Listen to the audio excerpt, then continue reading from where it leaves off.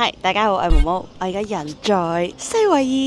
完咗我呢個西甲嘅行程之後呢，我就自己嚟咗西維爾，因為呢一度呢有一個好大嘅節日 Semana Santa， 宗教氣氛呢非常之濃厚，所以如果要睇聖週嘅話呢，最好就係嚟到西維爾呢一度啦。今晚呢就係佢哋一個比較大嘅遊行啦，咁佢哋嘅遊行呢就會係由今日嘅6點鐘，然後到聽朝嘅晏晝2點半。你有冇聽錯？係聽朝晏晝2點半通宵嘅遊行，我就決定遲少少去 start my day。而家呢已經係8點，但係見到而家個天仲係超級光，呢個都係我好中意夏天嘅時候嚟歐洲嘅原因，感覺呢好似比較多時間用咁樣。首先嚟第一個景點呢，就係呢個西班牙廣場。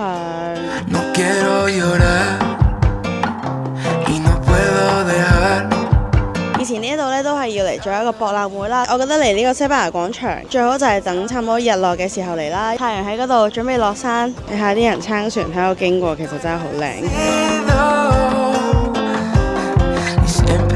哇，呢個壁畫都好靚啊！我揾到 Pamplona 啦。如果你對文化有興趣嘅話呢，我諗你會好中意西維呢個地方啦。曾經俾穆斯林統治過啦，天主教嘅政權翻嚟呢度嘅時候呢，佢哋又唔想起個新嘅教堂喎，keep 住用清真寺呢去做佢哋嘅 prayer， 做咗好耐，然後佢哋最後呢先決定去重新起翻一個天主教嘅教堂出嚟啦。大家可以想象下，以前宗教係好高權力嘅時候，你都會見到兩個好唔同嘅文化，我覺得真係呢度先有。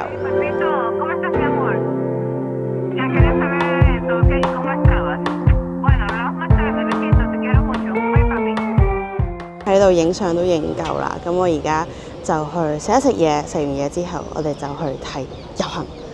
Let's go！ 咁去遊行之前呢，仲有一樣嘢非常之重要㗎，就係請我哋嘅金主媽媽出場 Ana Luisa。 去旅行呢，可能你帶嘅 outfit 好有限啦，但係你帶嘅飾物呢，就可以有好多，而你唔同嘅飾物呢，亦都可以配襯到唔同嘅造型啦。所以無論係香港定係去旅行呢，我都係習慣帶非常之多嘅飾物嘅。Ana Luisa 呢，就係一個嚟自 New York 嘅品牌啦，咁佢哋所有嘅 design 呢，都係嚟自 New York 嘅。今次呢，就想講下我嘅耳環同埋頸鏈。首先第一個呢，就係我嘅 Ariel Hope， 因為而家夏天咁，所以呢，我都想帶翻一啲夏日感比較重嘅飾物啦。Ariel Hope 呢，就係一個漩渦型海浪，摸上去嗰個質素呢，非常之好啦，同埋佢好有墜落嚟嘅感覺啊！你呢一個角度咁樣睇好靚，隔離咁樣睇嗰個角度都好靚啦。另外呢一條呢，同海浪有關嘅一個飾物 Navy necklace， 你細睇呢，其實佢係有好多唔同嘅海浪咁樣去形成。今次喺佢哋個 website 唔係揀咗好耐，即刻鎖定咗呢兩個，忍唔住，就係你哋啦。Ana Luisa 嘅號咧已經講咗好多次啦，佢有2年嘅 warranty 啦，包裝咧亦都非常之環保啦。佢一係咧就係呢一種嘅布袋，一係咧就係呢一種嘅紙盒，非常之 carbon neutral。同埋我覺得以佢嘅質素嚟講咧，佢嘅價錢絕對係非常之 affordable 啦。咁所以如果你哋都想買一啲飾物嘅話咧，不妨就去 Ana Luisa 個官網望一望啦。咁所有嘅資料詳情我都會擺喺下邊 description box 啦。你哋有興趣就快啲睇下啦。就係咁，我哋翻返去西班牙。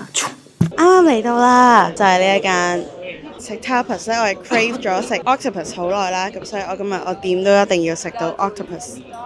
喺西班牙葡萄牙啲地方咧，都係好中意食佢哋嘅 octopus。我買啦，我而家咧就係由個尾嗰度咧慢慢食到上個頭，好開心，真係好開心。下一樣叫咗嘅嘢咧，就係呢一個 pork sirloin with whisky sauce， 呢度好出名嘅一個 tapas 啦，咁所以要叫。我覺得都好食嘅，但係就可能比較重口味咯，即係特別係個醬，好重 garlic 嘅味道。我仍然都係會中意食個 grilled octopus 多啲。既然我哋食嘅 tapas 咧，就講下點解西班牙人會中意食 tapas 啦。咁大家都知道咧，西班牙係有好濃厚嘅飲酒文化啦。咁但係你知飲酒係好傷胃㗎嘛。tapas 嘅意思咧，就你當係下酒小菜咁樣啦。原意咧就係等啲客人可以一路飲酒嘅時候咧，就一路有嘢墊一墊個胃咁樣。對於啲餐廳嚟講咧，啲客人飲酒飲得越多，使錢使得越多啦。然後慢慢咧就發展做一個飲食嘅文化啦。如果你下次嚟到西班牙，你都可以去喺一啲 tapas bar、wine 或者係啤酒，跟住就會叫幾個 tapas， 大家 share。呢個亦都係點解西班牙人食晚餐可以食到咁耐嘅原因。哇！我想我而家已經少少醉啦。呢餐咧我就食咗26個3啦，咁圍翻個知道大概係230幾蚊。嗰度飲酒真係好平，20幾蚊一杯白酒。不如搬過嚟西班牙啦，好嘛？而家嘅時間係11點鐘啦，你見到條街都仲有好多人啦，因為今晚咧其實就係聖週嘅重頭戲，通宵咁樣去行呢個 parade。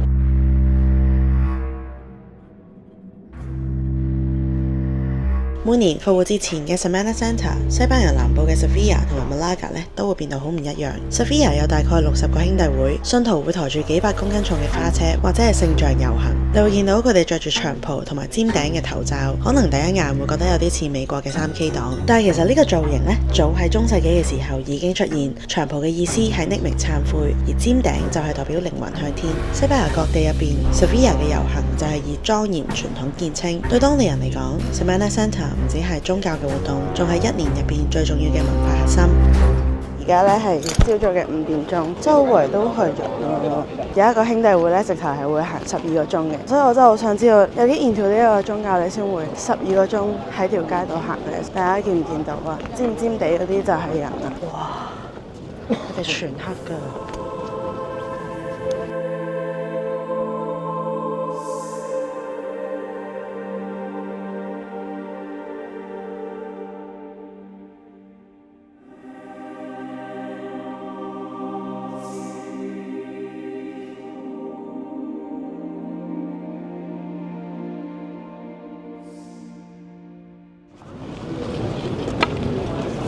咁而家見到蒙住面嗰啲人就係叫苦行者，通常一個遊行嘅隊伍啦，就係會有苦行者，然後會有一個聖像。咁佢聖像下邊咧有無數嘅人，佢哋係用個頭頂住嗰個聖像咁樣去行，仲有人孭住啲十字架啦。基本上成個教會嘅人力物力咧就會喺晒呢一個遊行入邊出現，所以佩服。同埋而家咧都唔知係咪因為時間比較晏嘅關係啦，夜晚嘅氣氛咧同日頭嘅氣氛係超級唔同。佢哋嘅 style 係比較莊嚴啲。唔會同啲途人 interact。日頭嘅時候咧，呢啲苦行者咧，佢哋係會俾啲聖母像或者俾糖俾啲途人嘅，但係呢個係完全唔會。同埋我想講眼前邊嗰個聖母像真係好靚，佢後邊咧就已經係西維爾大教堂啦，即係令到成件事咧嗰個畫面，哇！真係覺得冇得輸。喺呢一個聖週咧，你除咗可以喺條街度睇之外咧，當然你都可以課金，可以有一個好靚嘅位去睇聖週啦。我就冇做到啦。啲人咧喺度等緊嘅時候咧，就會自備凳仔。因為通常一個遊行隊伍咧，你都見到佢唔係 keep 住行緊，即係有時都會有塞車嘅問題。有時可能你喺一個 spot 咧，一等就係要等半個鐘、1個鐘。過嚟呢度咁啱係聖週嘅話，咁你哋就可能要 check 清楚佢哋個 schedule。做咗功課啦，Holy Week 最後一站。If you're gonna do it, darling. Call it what you want in the morning. A mistake arrives like a big warning. Tonight I'm all in. If you're gonna do it, just. 啱啱嚟到 Malaga 嘅市區，就見到一個好隆重嘅畫面啊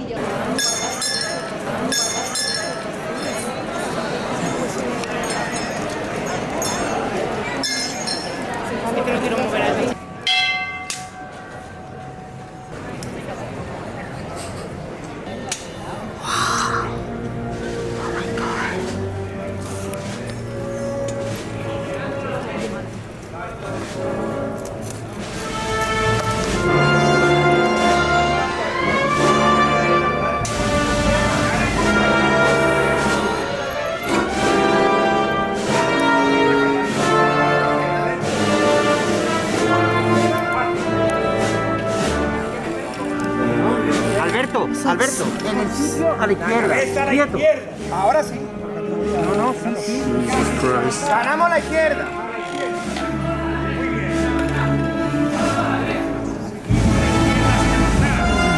Seguimos la izquierda.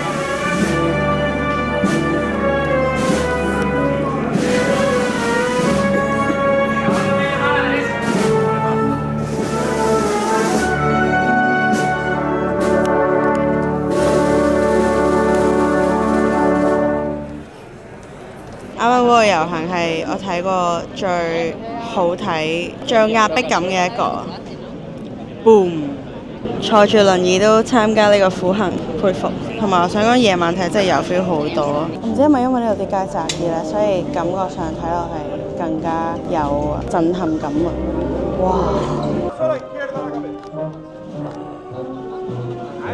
Vamos andando. Venga, seguimos abriendo el paso a la izquierda. Venga, más a la izquierda. Venga los tiros. Arriba. Vamos arriba. Eso es. Bien.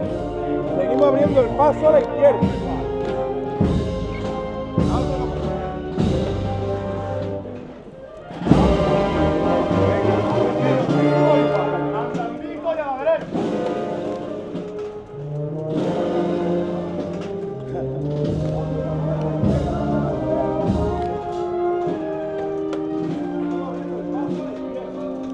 Nosotros seguimos igual, andando y a la derecha.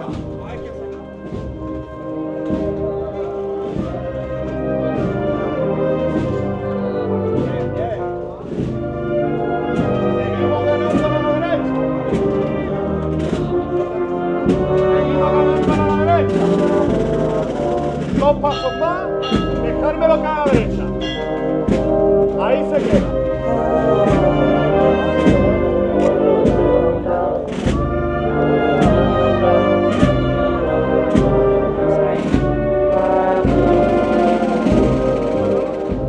好彩咧，企咗喺個轉角位嗰度啦，你係會見到嗰啲人咧係 right in your face 咁樣，跟住我覺得哇，成件事係非常之震撼，我覺得 boom 係咪？今次 travel 仲有幾個朋友。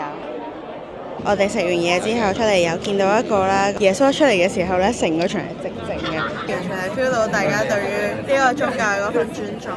跟住而家我前面咧，仲有另外一個嚟緊啦。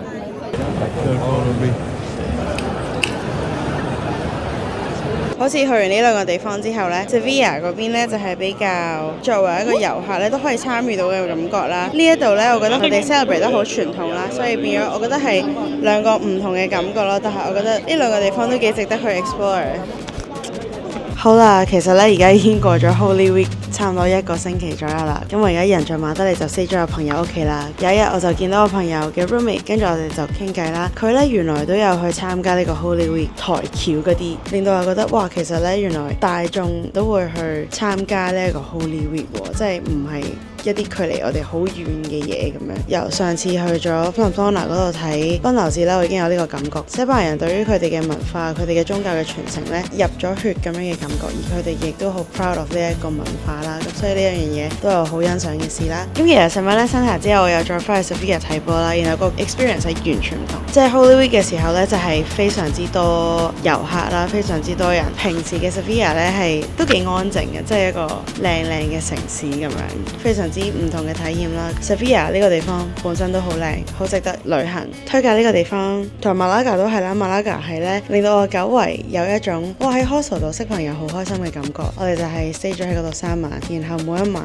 都識到新朋友。同埋喺馬拉加呢，因為我哋特登 book 咗一間係近沙灘，即係唔係近市中心嘅一個 hostel 啦。我哋有一日就係去咗沙灘，有一日就係去咗行山，然後第3日呢又係翻返去沙灘。嗰個步伐呢係非常之悠閒，非常之南部西班牙俾我嘅感覺啦。我都好中意馬拉加呢個地方。其實呢，翻到嚟馬德里呢，亦都代表住我呢一個西班牙同埋荷蘭之旅呢，其實都差唔多完結㗎啦。我唔知我下次幾時會翻嚟啦，但係我真係幾中意呢幾個地方，同埋今次成個喺西班牙嘅旅程呢，亦都剔咗多幾個我之前未去過嘅地方啦，所以我都非常之開心呢個機會。Anyway， 我應該會出咗呢條片之後呢，先再出 King's Day 嘅。希望大家中意我呢一個系列嘅 travel 啦，因為我自己覺得其實我喺旅行中或者係我睇到呢啲 festival， 我自己都學到咗好多嘢，而我希望呢一樣嘢都可以俾到一啲新嘅靈感，大家呢啲節日就係真正可以感受得到當地人對於佢哋嗰個文化嘅重視，同埋你真係會睇得到好多遊客以外嘅世界啦。咁所以非常之推介。仲有再提多次，如果對 Ana Luisa 嘅產品有興趣嘅話呢，記住下邊 description box 我會擺所有嘅詳情喺入邊。再一次非常之多謝 Ana Luisa 支持創作者。當然有觀眾嘅支持好重要啦，但係有金主爸爸媽媽嘅支持呢，亦都可以令到我哋呢走得更遠，去拍更加多唔同嘅片俾大家睇。特別我呢個 niche 呢，就係文化節日相關嘅嘢啦，呢個開支呢都真係唔少嘅，咁所以好多謝大家嘅支持啦。咁我哋下條片再見。臨走之前記住 like 咗一條片喺下邊嚟 subscribe 我 channel 嘅埋個鐘仔，同埋 follow IG。我哋下條片再見，拜拜。